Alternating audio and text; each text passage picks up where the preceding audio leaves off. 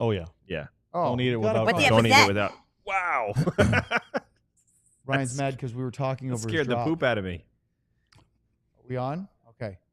Because our producer just jumped out of his chair, threw down his headphones, and decided we're not that on. I'm not in focus. This camera. Oh, yeah, we're on.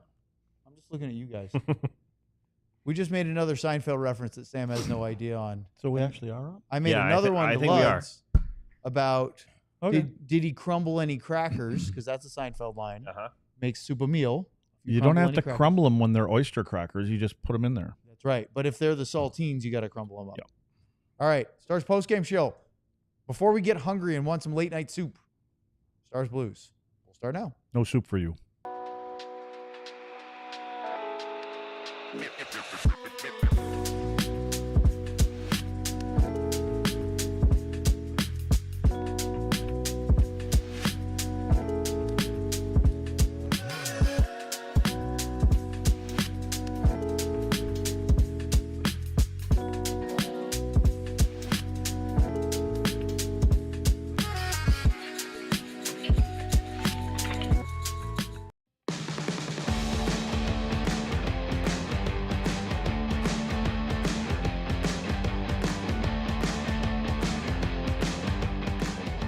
Well, let's grab the notes. Let's get it started. DLS Stars postgame show on a Saturday night between the Dallas Stars and the St. Louis Blues from Enterprise Center. We have Craig Ludwig. We have Sam Nessler. We have our producer, Ryan Vodders. I'm Owen Newkirk. Thanks for joining us tonight. Stars have lost 2 in a row now in their first road defeat of the new season.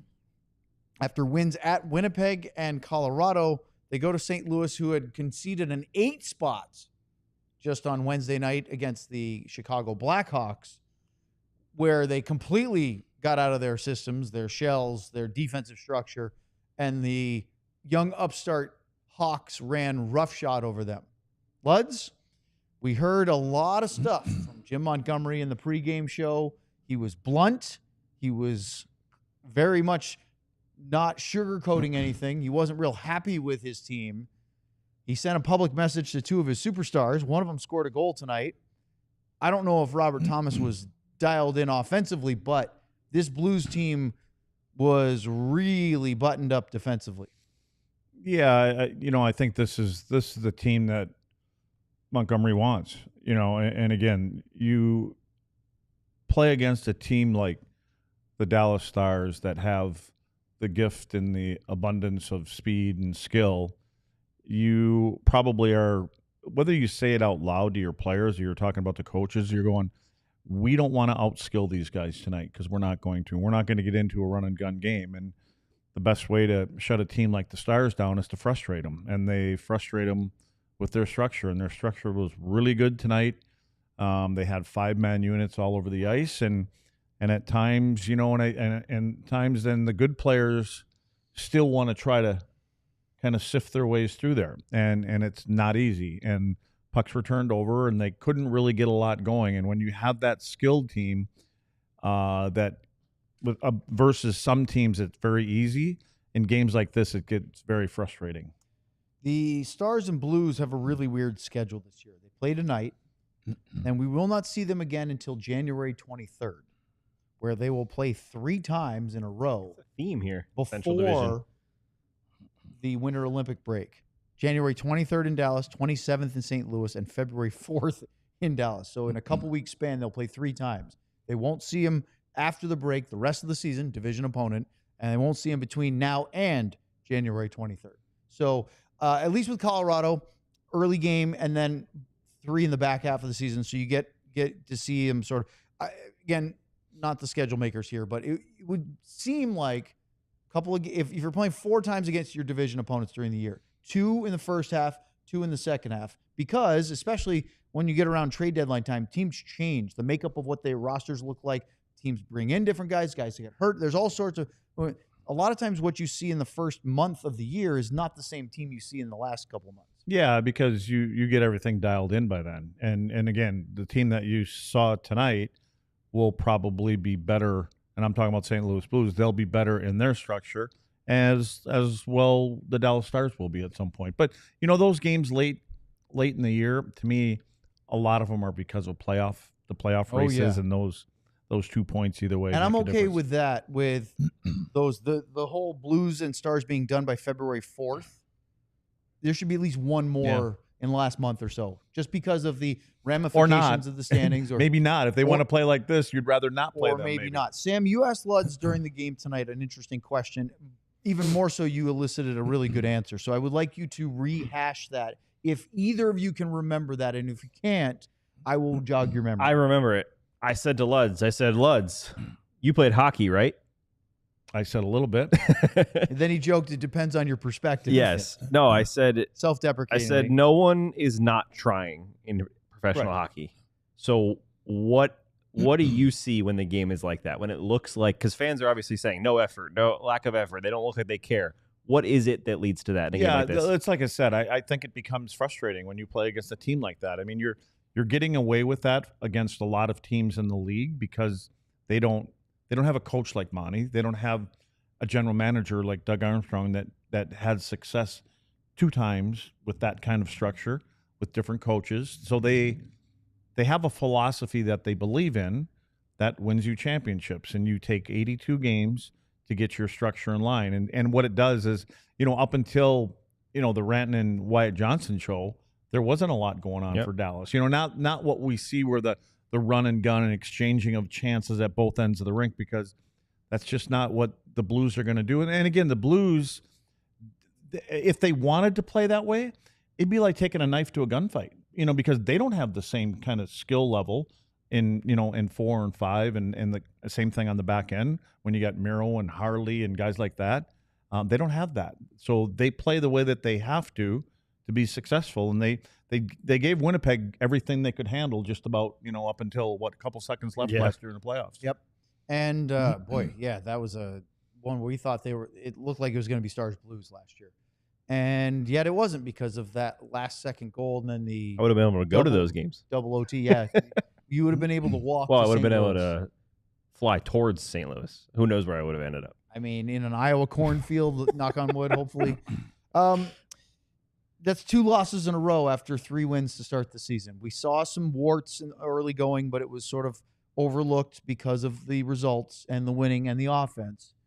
But Luds, when you have trouble scoring, some of those things start to stand out. Did you see the same things tonight that you saw in the first 4 games, or was this better from start to finish? I did, and I think we only have one example. And Ryan, can we pull up the 2 from St. Louis and the first 3 of them?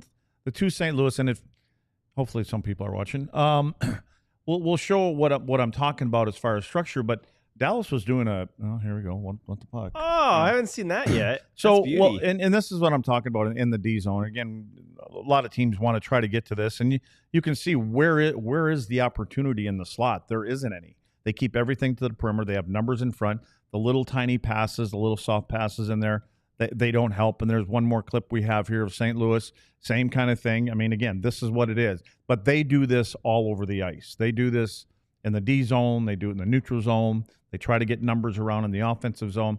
Now, Dallas had a couple tonight, and this is the structure that Monty wants to get to. And Dallas had one that we tried to show. Oh, yeah. The only thing I had circled here is like, this is sealing people out.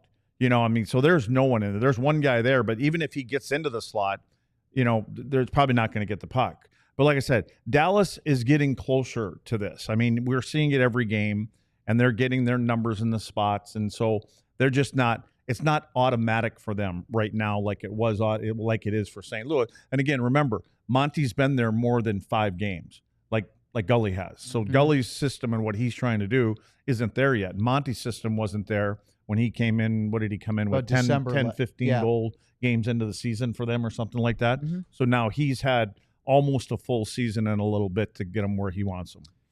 When you look at Jim Montgomery's style, and you reference this off air, but it's also something that we saw in Close Connection. It screams Ken Hitchcock.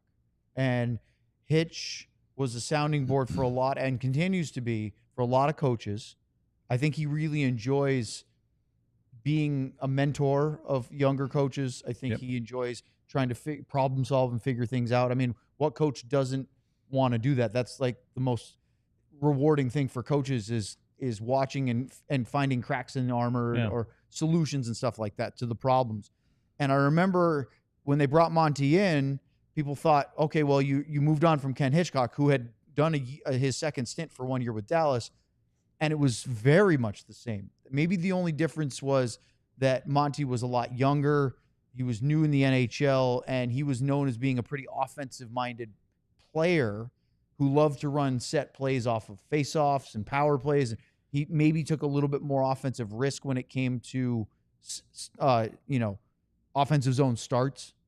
But the style is really similar to Hitch. Well, and that's the reason Doug Armstrong brought Ken Hitchcock into the Blues. And so there was for a period of time near the end and in the last months of when Hitch was there with Monty, it was basically a phone call once a week just to have conversations, and Hitch would sit at home and watch games and things like that, and then be able to report to Monty and this. And again, Monty is not listening to everything that Ken Hitchcock says, but he respects, I think, the information that he gives him, and then he tweaks as much as he has to tweak. But I mean, it's right in front of you tonight. That's all Jim Montgomery. We were able to, Sam, listen to, thanks to Mike Heiko, sent us the audio of the post-game interview with Glenn Gulletson. A bunch of things he talked about, but one of the things that Gully very much talked about was handling the puck and turnovers. Yeah. That was a big theme in his post-game comments. Yeah, he said that a lot, right? I can't remember what other game he was talking about, how it wasn't structure, right? It might have been the loss to Vancouver. And even the games they won, there's a lot of, it's not like we're seeing the team just have a total. You were saying it wasn't systems. Yeah, reasons. it's not like they're just completely out of position. We saw a few times where they're making the wrong decision here and there, but we've seen a ton of, Harley tonight did it 3 or 4 times. Jason Robertson tonight did it a few times. Maverick Bork played great tonight, but he had a couple plays where he could have shot the puck at net, and instead he kind of tries to force a pass and it ends up going around the other way. I just think maybe we're seeing that balance. It's kind of a common theme we've seen where they're in between, right? They're in between either the systems from last year or the systems from this year, or they're in between we're free to make plays, but also we should probably make a simpler play here and there. And I think that's the give and take that we're seeing right now. Sometimes it looks great, sometimes it looks terrible, and I think cleaning that up will start to happen. But I guess that's what you get when you tell a team they can make plays, right? They're going to try to make plays, and once in a while you're going to try to make that extra play that maybe shouldn't happen. And just a few turnovers that, second period looked like they couldn't get the puck out of their own end, and it was just funneled back at them over and over, and that's the turnovers that are leading to that. And that's because they were trying to hit those little seams and make tape-to-tape passes. Yep. And that's kind of what the frustrating thing is, and that's kind of what Gully's talking about, is that when it's not there, you at least have to advance the puck forward, and you put it into a little soft area that you can have a teammate that starts coming to the puck. A lot of times the way Dallas plays, there's 3-4 guys flying up through the neutral zone and they're spaced out.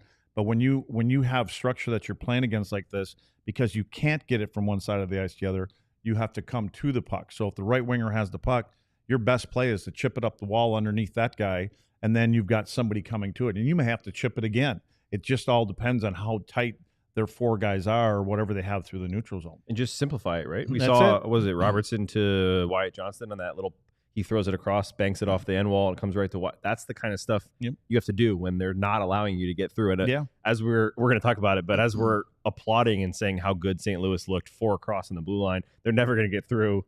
And then Mikko Rantanen gets through. I know. I just said, oh, no, you're going to try to dangle through this. And then it was tick-tack, ding in the net. But for the most part, they weren't able to get through that. Well, that was the only time they were actually really, maybe there was 1 or 2 other times throughout the whole game. But for the most part, it doesn't happen against these guys. And again, for skilled guys that can do this all the time, it's hard for them to adjust because it's their nature and they're good enough to do it. But again, it's one thing to go through a couple guys and find little seams in there. But when you have 4 guys generally all the time, and you saw the last, 3-4 minutes of the hockey game, St. Louis never lost a guy. They never, what I mean by that, there was never anybody below a Dallas Stars player in Dallas's defensive end. They were going to make sure when Dallas breaks out that they're going to have to come through 5 guys if you want to get down to the other end of the ice. And Gully talked about the Blues' ability to be one of the better battling teams, meaning they win their one-on-one battles, meaning they're hard to play against, as we talked about. Even if there's numbers getting forward and the Blues have numbers back, we weren't seeing breakdowns very often because you can break that structure down if you win your one-on-one battles. We did see some instances, we'll go through it, where guys got in on the forecheck, got the puck, and there were spaces, but they weren't able to capitalize, and that's part of the issue, which we'll get to all of that. Full breakdown. We got more Chalk Talk with Luds and much, much more. Even some of your questions. Don't forget to hit those super chats because those are on the way too on the DLS Stars postgame show. If you want to feel organized and confident, I would love to. With your finances, Monarch Money is there to have your back. I'll tell you right now, Monarch Money simplifies everything. And let me tell you, before I even go into what it is, right now, 50% off with Monarch Money by using the code DLS. So 50? What is Monarch Money? They lay out everything simple for you. For me, it was a learning moment for me to learn that I'm not saving money as well as I probably could. It could be for you that, you have an account you don't know about, or your investments aren't where you want to be. Whatever it might be, Monarch Money lays it out super simple, gives you everything right there, puts together all of your accounts, your investments, your savings, your credit cards, your debt, everything else, so that you have a full financial picture, because without that clear financial picture, your financial dreams can feel out of reach. Monarch Money is there to help you out. Don't let financial opportunities slip through the cracks. Use code DLS at monarchmoney.com in your browser for half off your first year. 50% off your first year using code DLS. That's 50% off first year, monarchmoney.com using the code DLLS. Thank you, Sam. As the Stars lose tonight, you might not have the same enthusiasm that you normally do, but it's early in the season, so don't let it get you down too much, because there's nothing like watching hockey. There's nothing like watching hockey in person, and you should use Game Time. Get your tickets to be at live hockey, especially the Stars or anywhere you go. Maybe you're following the Stars on the road this year. The Game Time app gives you the advantage back to the fans because it's the hack for unlocking amazing tickets and experiences with just a few taps. You can always know with the Game Time guarantee you trust, you get 100% authentic tickets on time at the best price. Fees are always included, so you know exactly what you'll pay. There's some great deals. You can get NHL tickets sometimes as low as $25. I used it to get some great baseball tickets during the summer. Fenway, we talked about it. But what you need to do is to take the guesswork out of buying NHL tickets with Game Time. Download the Game Time app, create an account, use the code DLLS for $20 off your first purchase. Terms apply. Again, create an account and redeem the code DLLS for $20 off. Swipe, tap, ticket, go. Download the Game Time app today. You went to Fenway? I did. Wow. You haven't heard me say that story. No, I heard about All right. it. Let's talk about the first period as we break this one down.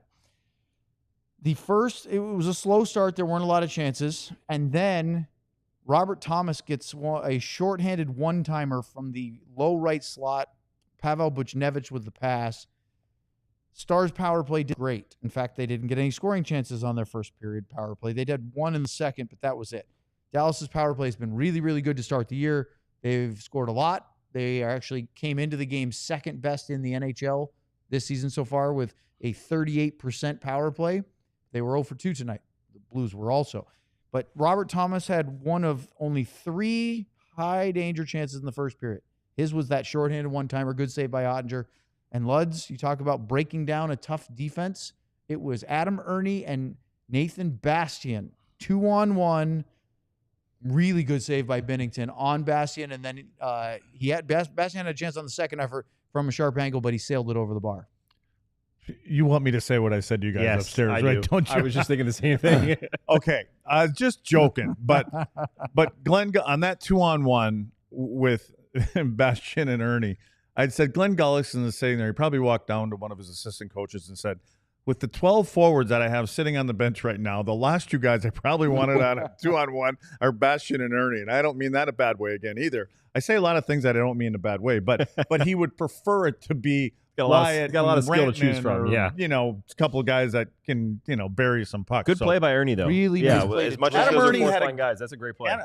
Adam Ernie had 8 hits tonight, and he played 9, just under 10 minutes, I think it was. So that's exactly what he needed to do. I think it was the third period I looked over you and said, man, Adam Ernie is just an honest player. He knows Yeah, what he is, and he sticks to the game plan. Yep, he's very similar to Steele, Blackwell, guys like that. They are what they are, and A little heavier than Blackwell and Steele as far as has a little bit more weight to throw his body around. And that's a good thing. But he also has some skill. Like, he's not going to be confused for a top 6 guy.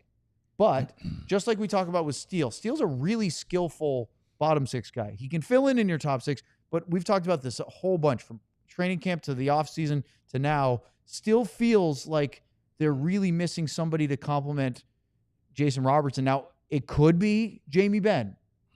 I don't think he has the legs for that anymore. Somebody to complement Robo? On the left-hand side. Not to play with him, but to be another piece on the left wing for the Stars, somewhere in that middle six or up. Because, we lose Granlund, you lose Marchment.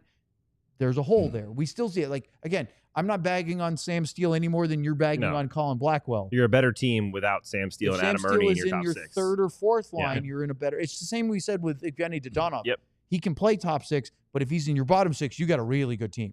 Yeah, I mean, again, if Robo was up there playing, I think if you have a steady diet, I can beat this one into the ground too. Robo, Hintz, Rantanen, and then if you want, you can move Wyatt up there with Duchesne and Sagan. You can move Bork up there, you know what I mean? Or you can keep but the thing is if you keep Sagan and Duchesne together, and if you keep Wyatt and Bork together, you're still missing. You're missing two pieces. Something in that caliber of that. So you almost have to say, I'm going to take one of those two, and it would probably, for my money, it would be Wyatt, because we know he can play his offside. He can play all over the ice. And if you want to put him up there with Tyler and Matt Duchesne, at least to me, you have a couple top six lines. They're still missing that forechecker on that line. Yeah. The Marchment. Yeah. Because he complimented them so well. He did. I want to ask. Although he also took some penalties at times. Yes, he did. Yeah. I want to ask Luds and Owen, either one. The Steele on top line, the Ernie or Blackwell or whatever with Duchesne and Sagan, that, not on paper, but that looks good if you're rolling four lines and we got one guy that can do a little bit of grit, a little bit of grinding, a little more defensively responsible. It looks good if you have the lead. Correct. So are you surprised at all that down 2-0 in this game, we didn't see Mikko Rantanen double shifted? We didn't see Jason Robertson up on the top line. Yep. They pretty much rolled out the same thing. You just said Sam Steele played how many minutes? He played 18 and a half, 19 minutes, Almost and he 19. didn't have a shot. Is that okay for trailing 2-0 That's why in a I'm game? saying. I think that, to me, I was waiting. There's a reason why he didn't, because he's done it in the past 3-4 games, right? So for whatever reason tonight he didn't do it. But you notice when Robo, Rantanen, and Hintz are together, they spend a lot of time and they become dangerous. And maybe because of the way that the St. Louis Blues played tonight, maybe Monty is looking at it, Gully's looking at it like, we need somebody that can penetrate through that and create some space for the other two guys. And that's probably not necessarily Robo. Maybe that's what he was hoping for. Like, Skill's not going to do it. No, and if you're looking for that guy, it could have been Bastian, or it could have been Adam Ernie that's going to get up there and plow over a couple guys and create a little more room for whoever. Jake Ottinger stopped Matthew Joseph on a breakaway late in the first period. I thought Otter looked good early. I thought the Stars played a pretty good road first period. Now, Luds, you have a breakdown. Did we show the Stars 5 players down low? No, we're not going to show that. We can pop it up, but we don't need to show it. It is very similar to. Let's just show. Let's get it out of the way. I just wanted to show that they are getting to. Oh, of course we got to show this first. I know. This is all I was showing. If you went and you go back and you look what I showed about the Blues, this is exactly where Dallas is getting to now. So, and that's good. This is what they're trying to get to, with their structure on a steady diet. But I think what you were talking about there was the next one. Then we have the Blues had a power play in the first period. Yeah, and to me, okay, here we go again. I'm not sure. Oh, yeah, there's my little diamond there to show you where there's no Royal Road there that's available. That's right. Okay, move on, please, Ryan. Are we going to put this little puck thing up there between every one of these frames? So here's the thing. Who wants to so sponsor here's that? There's times when I don't enjoy Wyatt killing penalties, okay? Wyatt, we got an arrow here at Leon Bischel. Leon Bischel should be in front of the net. Wyatt Johnston should be over there where Leon Bischel is right now. And so that would be your penalty killer right now. But Wyatt always drifts out of the middle of the ice. Now, because he does that there's the circle where I would rather have Bischel. But because he does that, Now Wyatt has to come down the back door because that's where that guy's coming to the net. Wyatt should be where that circle is You'd right rather now. have Bischel covering Wyatt should be there, and 81. Bischel should be waiting in front of the net where your offside defenseman generally is. Wyatt would be the guy taking away that pass that comes to the slot. Well, now what happens is once it gets behind the net, Wyatt's already down there. Now Bischel decides to come back down here too, and this was a just about. It really didn't turn into an opportunity, but this pass comes out here, and we've got a player from St. Louis that's wide open, right? And so this is where Bischel drops down, but that guy in the middle of the ice there should not be open. That should be where Wyatt would, if he would have started in the middle of the ice, he would have had him. Bischel would have been in front of the net.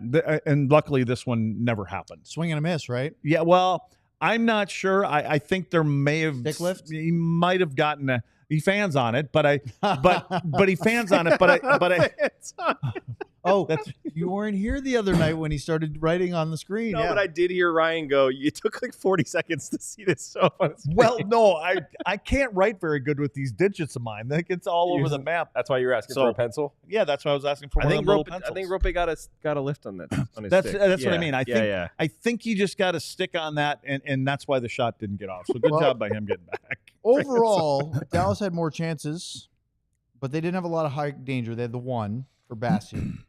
It was a pretty good road period, right? They didn't do a lot, but they also didn't give up a lot. So in essence, Binnington and Ottinger did their jobs. Stars and Blues 0-0 after one. Very typical for Dallas and St. Louis. But then early second period, after a little more period of not a whole lot happening, Jake Neighbors had a open wrister in the left slot. Ottinger made a good save on a high danger chance, and then Robo had a breakaway, and oh man, he doesn't miss by much on these, and usually he scores a lot, but he didn't make this one. And you could tell where he was trying to go and what he was waiting at, and we can only kind of show the still shots, but Robo's got that breakaway, and he's got the whole zone, right? He's got the whole zone to figure out Binnington. But now you'll watch when you get to the next one. All he's doing right here, he's reading where his glove hand is. That's what I think, that and the 5-hole. But as he gets closer, he makes up his mind what he wants to do. And I want you to look at his stick blade right here. See how that blade is turned and he's got it open? Yep. That was that shot that was supposed to go over the glove hand. And I don't know if Binnington got a piece to it or he just missed the net. But that one right there, you can tell he's kind of standing upright. That blade is opened up and he wanted to go to that top corner and he just missed it. And that was a big one because then... upstairs. See, Sam? He was trying to go upstairs with it. He's loving it. You should start writing. I forgot about that. Start writing paragraphs on there. This takes us right into the next one because after that chance, here comes Jordan Kyrou the other way to score the opening goal of the game. First time this entire season. Again, it's not very long, but 5 games in, the Stars had scored first in 4 straight. That's good. That's all very unlike Dallas. So how many times over the last couple of years with DeBoer was slow starts, giving up a goal, and that woke the team up, and then they came storming back. Well, so far this year, Dallas has been in front in every single game until tonight.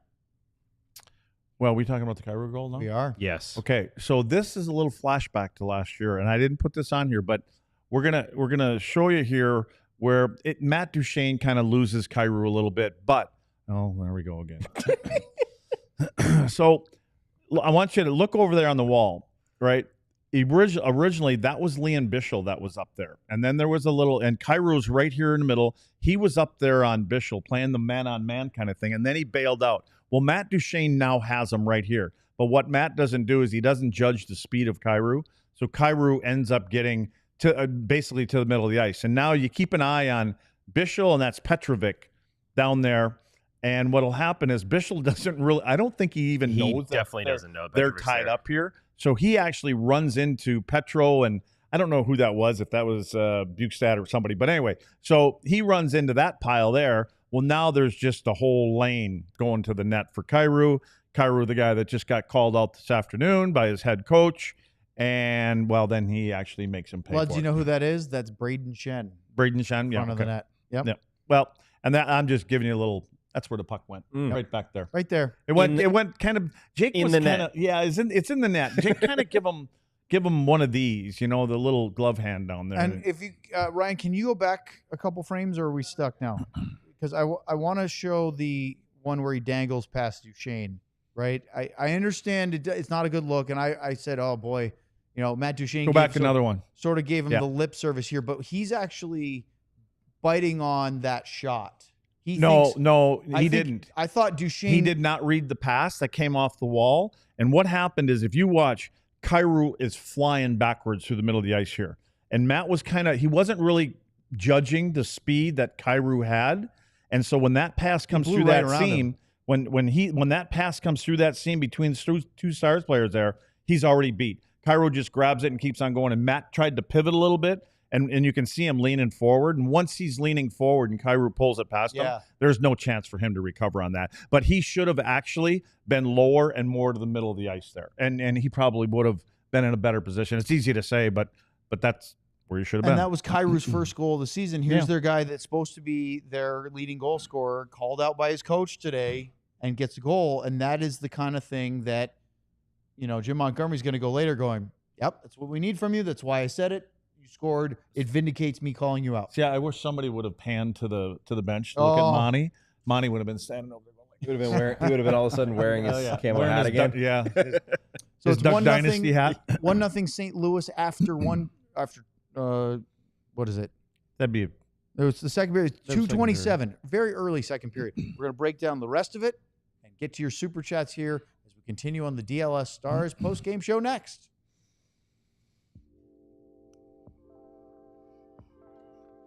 Let me talk about some shirts and I would love for you to do DLLS that. merchandise. I like What is this. that? I like these jams. What is that? Anyway, Feels like I should be playing a saxophone, eh? Ryan, let's start firing these shirts off again that everybody should be. Now, apparently, going Ryan, shirts you off, were wrong. This is not an 8-bit. This is a 16-bit. I don't even think 8 was a bit at that time. Anyway, this is the Wyatt Johnston 16-bit shirt. It's all ziggity-zaggity. It's like you got beer goggles on looking at that. What else we got? We got the finisher. And he finished tonight. Took one off the skate. That's the Mikko Rantanen finisher shirt.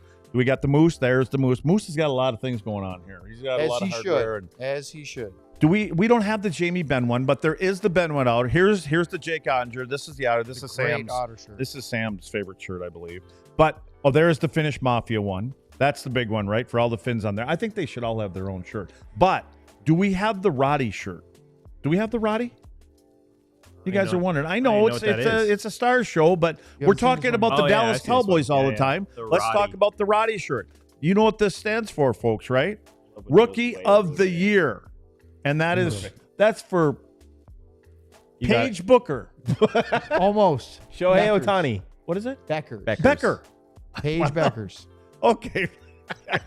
I get a duel. That's the 8-bit Paige Booker shirt. Sam, you missed for the women's basketball league. You missed a couple of shows ago where we introduced that. Well, she spells it BEUJ something else, so it's a little weird. Let's not only learn who Paige Beckers I'm also going to tell you guys while they argue. You didn't know about join the team supporters that club. she played for Supporters club is awesome.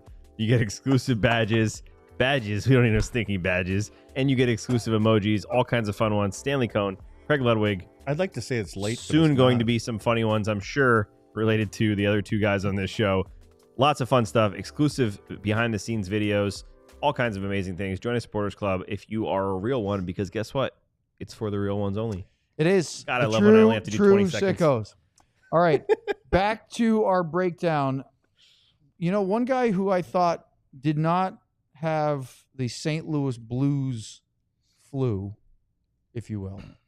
Although there is apparently a bug going through. You might want to explain that. So the St. Louis Flus. Fantera. Yeah, Ryan, we're rolling now. Let's keep it going. Anyway, Wyatt Johnston stole the puck, shot, high danger chance, great save by Jordan Binnington. That would be not the last time we hear from Wyatt tonight. But the Stars are trailing a goal, and they're just, for the most part, not having a great second period. Again, the other night against Vancouver, after a great start, 2 goals first period, they're rolling. They give up 4. Well, tonight they gave up 2, and on the second one here in the second period, it's a rebound in front from Jimmy Snuggerud, who gets his 3rd of the year. The rookie's having to a great start, 13:52 time of the goal. Buchnevich and Tucker the assist. Luds, break it down. What happened here? This was off the rush, but the defenseman Tucker, who you can kind of see on the top of the screen here, number 75, I believe it is. This is Buchnevich that, has got the puck here. But what happens is Tucker drops this puck to Buchnevich, but what then he does is he takes the stick of Petrovic. And then he continues to keep that, and you're doing that for a reason. You're keeping it out of the way. It gives Buchnevich a little more time, and then ultimately that stick ends up between the legs of Tucker, and now Petro can't do anything. So as Buchnevich skates deeper into the zone, Petro gets screwed right into the ice, and so he's basically out of the picture now. Takes the shot. Buchnevich takes this shot, and you can see it right down there on the bottom, and we got a little bit of a rebound, and here comes little Snuggie over there on the right-hand side. Buchnevich takes off right to the front of the net. Snuggerud, once he gets right to the front of the net, he reaches over the top of the pile. Just give it a little poke into the back of the net. Yeah, there's the puck right there that came off of the skate, and there is Snuggerud just over the top. Look at that. It in. That's a great effort. He's got oh yeah, whoever that is right on his back. Jake's on him. By the way, there were a bunch of people on my Twitter feed during that play complaining if that was a penalty for interference. And if you go back and look at what Lutz just said, there was no contact in the crease. I didn't think there was any goalie interference on that play. That's a Jake came out just above his crease. It's not like they ran him. If there's any contact at all, it's legal as long as you're not intentionally trying to hit him. If you're looking at that picture, you could see that, but he was part of the pile. Yeah, it was not I don't think there was anything really even concerning. The Stars didn't challenge it. They shouldn't have. So it's 2-0, and that was a real backbreaker because obviously it's hard enough to break down a determined, tightly defended Blues squad, but it really is when you need more than one, because one-shot game, you can be patient. Two-shot game, you're in trouble. And Luds, they almost broke down right away because Jake Neighbors had a 2-on-1 down low from Robert Thomas, who had also been called out by Jim Montgomery. Otter made a great save, but we started to see some issues. And then Buchnevich had a really good look from the left circle, another grade A chance. Stars, it was 2-1 high dangers in the first. The Blues had 6-1 grade A's in the second. They completely carried that period. And, part of that is the change, and the way that they play and they keep things tight and things like that. And you've got the long change. And so a lot of times you end up getting caught out there, longer than you want because you can't get out of your own zone at times, the way that St. Louis is pressing in that zone. And then you're tired, and that ultimately leads to a couple chances. So the guys in the chat are saying that they weren't saying that it was the goalie being interfered with. They thought it was a pick play by the defender, by Tucker, or in front. Luds, they said even Razor. All he's doing is driving to the net. I don't remember Razor saying this. We have the audio of the broadcast. Are these guys you play with or something? No, these are people in our chat. They're watching. I thought this was on the Pigeon team that you. No, he remembered. He remembers that. I like that. Yeah, very nice. Yeah. So you go to the third period. They're down 2-0. Needed something, and they almost had it from Wyatt Johnston early in the third period. He's wide open. I believe this is the Maverick Bork setup pass, and it goes right into the glove of Binnington. It's a great save. Wyatt scores there. Maybe it completely changes the way the third period unfolds, but this is the kind of big-time moment from your starting goalie that you need when you have a lead like that. Yeah, we kind of talked about this in the beginning, right? These two guys were probably going to have their best games tonight, and Binnington, of all goaltenders, we've seen him rise to the occasion. Yeah, Binnington's great. I think it was actually both on Wyatt's shots, one in the first period, one in the third. He's great at keeping his glove high, right? He keeps it high, and he keeps it out in front of him. And that shot from Wyatt in the first period, he had his, I don't know if he was in a full RVH or what he was in, but gloves up high, no chance it goes right into the glove. This one, it's a quick play, but you see he's not scrambling to try to get out and gloves moving. He's got his glove out in front of him, and that puck, it looks like he doesn't even have to move, right? Yeah. Because it goes right into it. There's no way to elevate it higher because his glove's out in front of him. It's a great save. That's it, Sam. That's why goaltenders reach for the puck, because it cuts the angle down. The angle is a little harder to get the puck up because the glove actually comes out and cuts it down. I'm sure Sean would have some technical way to explain that, but that's basically what happens. Early on, Johnston, Hintz, then the Johnston grade A, Bork, Lindell. Pretty good start for the third period, but they didn't get that goal. And then the Blues suffocated them for a while. Middle of the period, there was very little. We had a couple of half chances from Kyrou and Fowler, but really not a lot. And that's really playing into the Blues game with the lead. They don't care if nothing's happening for 15 minutes. And then Mikko Rantanen gets a goal as he scores again. It's his third of the year.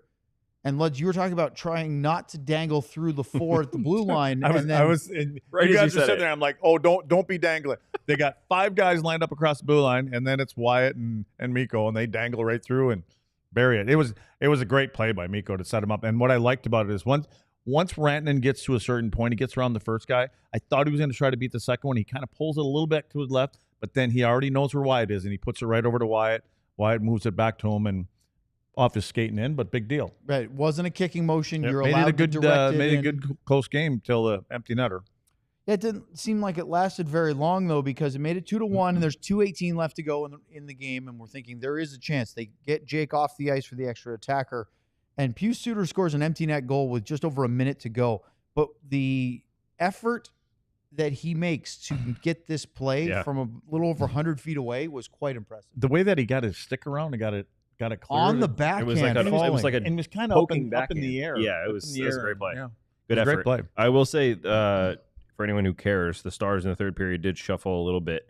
Ernie jumped up with Duchesne and Sagan, and Blackwell went down on the fourth line, and then they actually put Harley with Heiskanen, Lindell with Lyubushkin. So the Harley Heiskanen was what we were just talking about, loading up the top lines. They did load up the top pairing, although Harley looked a little sick at times tonight as well. Good. I gave him a ton of credit for pushing through it, but they didn't really have a lot of gas tonight. Stars came into the game with the most penalty minutes per game of any team in the NHL. Obviously, they've gotten some extracurriculars. They've done some standing up for themselves. They came in ranked 32nd, averaging the most against in the early going. They only took 2 penalties tonight. So did the Blues. There was nothing in the third period. Were you surprised at how relatively calm this game was? Yeah. As far as to me, it was passion? that structure in the game. Nobody could get through. And again, I think the other thing that does what the Blues do is they hold you up. So you get on the forecheck, and you really, by the time you get to the guy that had the puck, it's already moved away, and it's hard to finish a check because now they don't want you finishing it too late. And so you're on the fly. Correct me if I'm wrong. Correct me if I'm wrong. Can we get that drop? But like when you're St. Louis and you're playing that well structured, why would you do a little extra after the whistle or throw a punch here and there? All you're doing is asking. But I think that's going to be part of their identity. You know what I mean? Like you're not, especially in front of the net. Like I think that, hey, this is our house. You're not coming into our house. So yeah, I think that you really don't want to be doing in the playoffs, right? Yeah. But I think as you're building your identity as the season goes along, that's part of being hard 5-man together, kind of hard. So that's it. Stars got one quick chance late, 6-on-5, but it was already 3-1, so it was pretty much over, and the Stars lose their second game in a row. They went 3-0 to start. Jake Ottinger made 19 saves on 21 shots on goal, and takes his first loss. Led you talked about 100% points, first 3 games, 3 wins. I don't think they lose this game because of Jake Ottinger. He was fine. That the offense needed to be a little bit better. Yeah. They had to find a way to get more pucks into the dangerous area. And this was an important one for Binnington because while he was 1-1, he got embarrassed in the first game against Minnesota, 5-0 at home. Goes on the road, gets a win, but his numbers aren't great against the Canucks, but they got the win. And then tonight, 18 of 19. To me, he's your star of the game, not because of the volume of shots, but because of the timeliness of the real high danger, high quality ones. Binnington was ready and equal to them. For some reason, I think this we talk about Binnington stepping up to the challenge all the time, and I think the biggest challenge or the biggest thing that he wanted to prove tonight was the guy at the other end of the rink. Yeah, because what could be coming up. Four Nations. Now we're talking about Olympics. Yeah, and he stepped up in the Four Nations, and I think he wants to show that if it is Jake Ottinger, and he may have another good game when they play Winnipeg, and I think that's the goalie who Binnington is. Hey, I will say, random thought, some shocker, I know, but I don't know if he saw this. Thomas Harley took a shot to the hand. Did anyone see this at the end? I don't know if it was a puck or if I think he blocked a shot with the puck. He was in a lot of pain holding his left hand on the bench at the end of that game. So I just got asked about it, and I didn't actually see it. So something to keep an eye on, like a lot of pain, bent over and holding his hand. Did he play another shift after that? That's only 10 seconds left in the game. Oh, so okay. no. Yeah, it'll be interesting to see because the Stars play again on Tuesday. Yep. They host the Columbus Blue Jackets. We'll find so out they'll on have Monday. a day off tomorrow. They'll have a practice Monday. We have a show Monday, and then of course the game Tuesday. It's the only show we have Are there next week. 4 lads. games? We have 4 games. Ooh. Tuesday, Thursday, Saturday, Sunday next week. All We'll get into home all or of that. no? We'll take your super chats and more coming up on the DLS Stars post-game show. I got to talk, huh? Newsletter. Oh, perfect. That's easy. Guys, why have you not joined and signed up for the DLS newsletter? It's amazing. 5 days a week, right? 5 days a week. Sounds right. Yes. 5 days a week. Our boy Ali over on the DLS Cowboys show does an amazing job giving you the latest on all of the DLS sports. He gives you top headline, which the Stars were the headline again the other day. Not for a good thing for losing to Vancouver, I'm pretty sure, but always good when we get up top. But he gives you all the latest. So the biggest headline of the day, the latest ridiculous story from the Cowboys about something stupid that Jerry Jones or something bad the Cowboys did in their game, and something about the Mavericks, something about sometimes the Wings are in there, sometimes there's college sports in there. Everything you need to know about everything we do here at DLS, as well as cool guests we have on the show or articles that we wrote during the week. It's a really cool place to get everything up to date, and you don't have to do anything. It goes right to your inbox. So go to alldls.com/newsletter, sign up, or if you're still questioning it, which, come on, don't be questioning it. It's completely free. Don't be questioning. You click below, and it says, I think, check it out. You can see all the latest newsletters to see exactly what it is, so you can decide whether you want that in your inbox every morning. alldls.com/newsletter. Go check it out. You know, I'm going to talk about the DLS Die Hard program because if you listen to us talk about merchandise, if you listen to us talk about Supporters Club, you talk about the newsletter, they're all great things. It all ties into one thing, being a DLS Die Hard. Well, actually, the Supporters Club is kind of separate from that. But nonetheless, scan the QR code that's hovering down below LUDs there, because that'll take us right to our website, alldls.com, and you can sign up to be a Die Hard. Why would you do that? Well, there's so many reasons to. One is you want content. If you do not have a Die Hard subscription, you can't access all the writing that Sam literally was typing as we were getting ready to start the show. Stories, not just game recaps, but practice, random travel discussions, features, all that stuff. And we do it for all of the big teams in Dallas. So we're talking about the Stars, the Mavericks, the Rangers, and yes, the Cowboys. So that's one very good reason to do it. But then you also get discounts to things like merchandise and events. Well, Luds gave you through some of the merch, 20% off merch, plus you get a free t-shirt for signing up to be a Die Hard your first year. Then events, 20% off events. We have a sold-out DLS Stars takeover coming up in just under 2 months when the Stars host the Pittsburgh Penguins. We're going to have the people that bought tickets already in the studio to watch our pregame show, eat with us at the Hooters next door, and then we're going to go get to the game and sit in the stands with you guys, hang out, watch the game, see Sidney Crosby and Evgeny Malkin, whoever else is still on that team. And we'll probably do it again. It sold really well.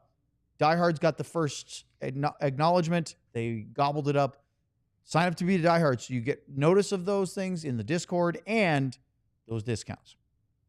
All right, let's get to our Super Chats tonight. And welcome any more Super Chats you'd like. Hit us up right now, right here in YouTube as we are doing this live. So, Ryan. Bing bang. All right, Christopher with a Madonna 99 cup here. Hard to play confident physical hockey. Oh, he's moving it on me. If you're wondering if you're in the right spot, St. Louis were playing 2-2-1 in the neutral zone at the red line, and our defenseman couldn't break it. Number 5 would help. Would Nils Lundqvist help being in this game? We did see Miro Haskin a couple times call his own number and just beat the first forechecker and skated out of the zone. Yeah, but they're okay with beating the first one because there's going to be 3 other guys in the neutral zone. Yep. You know, so and the whole thing about that is they're together. They're tight. So it's not like there's one and then there's, you know, another one, then there's 2 or 3. They're tight. And so you're having to go through at least 4 guys from one end of the rink to the other. Got a little bug over there? I think so. Yeah. You okay? Yeah. Okay. Thought I was Bing gonna bang. eaten alive. Go to FB99 with a Lundqvist and year after the cup. Mikko is your captain, end of story, or your next captain. I actually agree with that. I think he would be the perfect captain. I know that there's a lot of people saying that Wyatt Johnston because of his immaturity at such a young age, but I'll tell you what, Mikko's under a contract for 8 years. We don't know how much longer Jamie Benn's going to play. He could come back, have a great year, and play again next year, right? I wonder, Luds, if it's hardware-based. Win a championship might be right off into the sunset. Or Jamie might play until they tell him, we don't want you to play anymore. Yeah, Jamie doesn't feel like a ride into the sunset. He is a hockey guy at heart. That is his identity. That's who he is. So I don't know. I would not begin to try to be so presumptuous as to tell you what Jamie Benn's plans are. But if he is not on the Stars, I would personally, and this is not just to pat Sean on the back, although he did make that prediction in the spring, I would go with Mikko Rantanen as your captain. Wasn't Miro kind of anointed the next one, and then it went from Miro to Wyatt? Well, there was a little while where we thought, because Jamie just kept on going. I don't think it's going to be Mikko, to be honest. I don't think it's going to be Miro. I think it's going to be Wyatt. Why? 100%. I just think that he has all of the characteristics that you want in a captain, and the only thing I worry about with him, I'm getting fly. The only thing I worry about with Wyatt is he's not very loud, right? And Benn isn't either. He's very similar to Jamie. So do they want that again? Well, Mikko has, and this is not a slight against anybody else, including Wyatt, but Mikko is one of your top 10 guys, but he is also very comfortable being the guy that is the spokesperson. Luds, you have a big, not soft spot. You really think that's important for your big guys to step up when things aren't going well and answer those and not just shove a third or fourth line guy or a rookie in front of the cameras? Not so much the camera. He's got to be able to call you out as teammates. Yes. So, and again, never been in the room with Jamie. Don't know how he goes about his business there. But you have to, and really, you need the players that are doing it all the time because it's really hard to call guys out when you're not doing it yourself. Yep. And from what we've seen from Wyatt or Rantanen, I mean, either one of them, every night they seem to give you everything that they have in the tank. So I don't know if there's going to be a right or wrong answer with either one of those guys. So with the exception of, Rantanen's older, he's won a championship, and not that means that it should be or shouldn't be him, but he can speak on a lot of things. He certainly has. Certainly has the hard work. He's very different than the. Because Wyatt's going to be here after he's here, more than likely. So maybe that's but Mikko is very different from the stereotypical Finnish player who's very reserved. Right. They don't say a lot. They let their actions do the talking. I guess maybe until you get to the sauna and get a few vodkas in him, and maybe that'll be a different story. But honestly, he seems like the guy that is. I mean, he's just that leadership just naturally comes. It seems like a natural fit to me. But again, we'll see how that goes. All right, go to the next one for me, Ryan. Bing bang. We have a Haskin in 99 from Talk Hockey With Me. That's our friend Jordan. And she writes in, man, that game was frustrating. But I have to say that we really enjoyed being in St. Louis. 10 out of 10 recommend traveling to an away game. Go Stars. So Jordan was at the Enterprise Center tonight. Jordan, you get any BBQ or anything? That's an interesting one. You go from one BBQ spot to another, right? Well, Sam decided to do it in Colorado, which of course is the hotbed of barbecue. That was because I went to a brewery just to try to get a beer so Luds would be proud of me. And then it was raining and the brewery was closed. Well, you couldn't go out in the rain? No, it was closed. He might have melted. They closed it down, so the only thing was there was barbecue. So you have some of the most notable barbecue spots usually in the South, right? You have Texas, you have Kansas City, a little St. Louis style, although I feel like Kansas City, Memphis, and Carolina are the big ones. Carolina, really? Oh my God! I didn't know that. You don't know about the Carolina, the tangy barbecue sauce in Carolina? You were there. I was. I didn't get any barbecue. Goodness, but he did it in Colorado. Luds, we got to give him a geography lesson. I don't even know what I got. Where's the Midwest? Did you, Luds, not to get this completely derailed, because we'll get back to a couple things on this game, but when you were traveling with the Stars for your road trips, did you have spots in the cities for food, or were you not thinking about food when you were making those travels? That wasn't the first thing on the list. Yeah. If food came into the equation... He doesn't think about food now. I know, but this is also a was few something on the years ride ago. home. Someplace we went by on the ride home. Jack in the Box, tacos. Yeah, something. And Jordan also said there is a St. Louis style pizza. Who knew? What is it?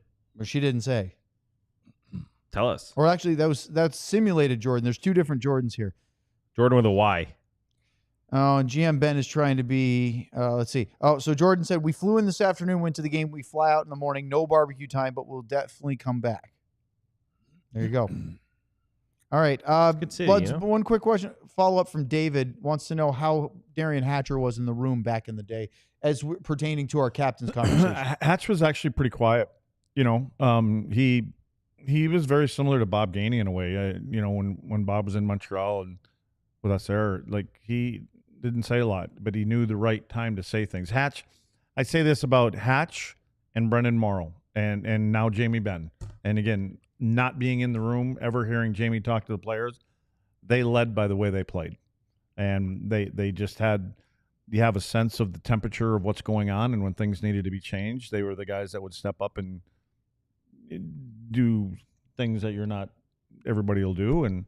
And so that was their particular way of leading. There was enough voices in our group. I mean, you know, you got Brett Hull and you got Guy Carbonneau and we had Scrudlin, and you know, so we had a lot of guys in there. So, but yeah, actually the guy that was probably surprised the most when he got the letter was Darian. He sat there and had no idea. He looked right, because I was sitting next to him. He looks at me and he goes, "Huh?" I just went, "I don't know. I guess, yeah, there you go." So I have a question. Go ahead, Ryan. Who was the best room guy you've ever played with? Like the best what guy? Room guy, yeah. Room or roommate? Room guy. Like roommate. he's in the Either dressing one. We don't know. Roommate, Dressing we room. know. Yeah, Charles. Best room guy, probably Mike Keener, only because of, and you know what, and you could throw Holly in there too, but in a different way. Like they had a way of alleviating pressure. You know, like when it was pressure moments, they could do something or say something, and you know, guys could relax. You know, because you always got coaches breathing down your neck and saying all that kind of stuff. And so Keener was one of the best guys that I played with in Montreal and here, and that's one of the reasons he was brought in here. But I've had the luxury of playing with a lot of really good players, especially in Montreal. That when I was there, I was younger, and obviously a lot of the legends that were there, and like Larry Robinson, Bob Gainey. Bob was different. But the first guy that comes to mind is probably Mike Keene. Who was the one who used to imitate Hitchcock? That's Keener. I thought so. Oh, So, yeah. I just wanted to double check.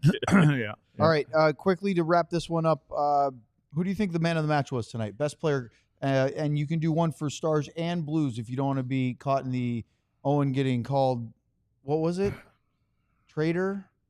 I don't remember what it was, because I complimented Matt Boldy the other night. I can't disagree with you. I would go with Binnington too. Especially, I mean, he made a couple key saves tonight.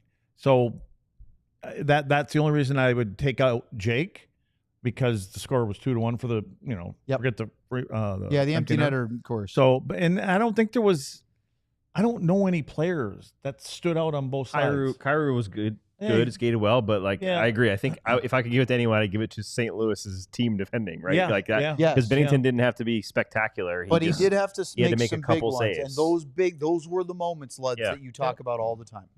Yeah, I agree with Sam though too. You know, and that would be giving it to the Duck Hunter. I mean, Monty had the Montgomery. speech, called Yeah. out a couple guys, puts the system in play.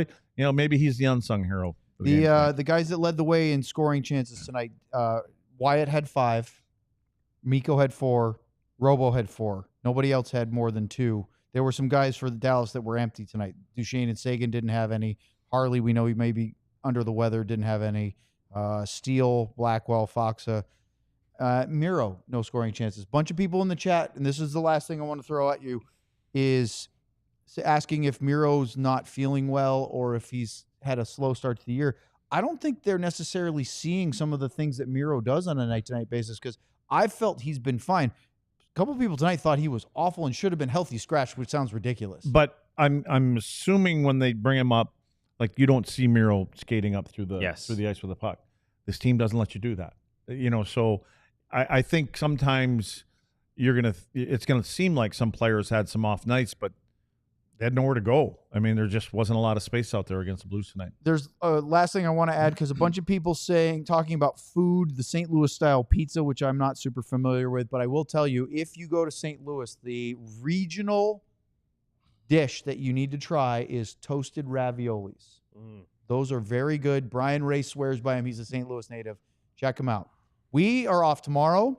We'll be back on Monday, 2 o'clock for our regular show. The All-Stars will have practice, so we'll keep an eye on Nils Lundqvist and everybody else. For Craig Ludwig, Sam Nessler, for Ryan Vaughters, and all of you in our chat tonight, thanks for joining us. I'm Owen Newkirk. We'll see you Monday. Have a great rest of your weekend. I want to say all the C words.